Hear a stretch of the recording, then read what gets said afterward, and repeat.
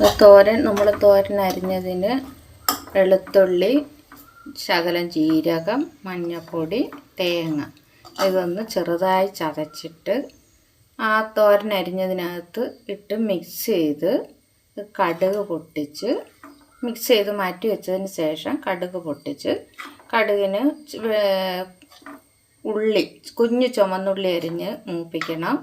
അതിന് ശേഷം മുളക് പിന്നെ കറിവേപ്പില ഇട്ട് മൂത്തതിന് ശേഷം നമ്മൾ അരിഞ്ഞ് വെച്ച ആ തോരൻ അരിഞ്ഞ് വെച്ചത് മിക്സ് ചെയ്ത് വെച്ചത് ഇതിലേക്ക് തട്ടിയിട്ടതിന് ശേഷം ഒന്ന് മിക്സ് ചെയ്ത് നന്നായി ഒന്ന് ഇളക്കിയതിന് ശേഷം അത് ഒന്ന് ചെറുതായി ഒതുക്കി വെച്ചിട്ട് നമ്മളതൊന്ന് അടച്ചു വെക്കണം. ഒരു 5 മിനിറ്റ് കൊണ്ട് അത് തോരൻ റെഡിയാവും.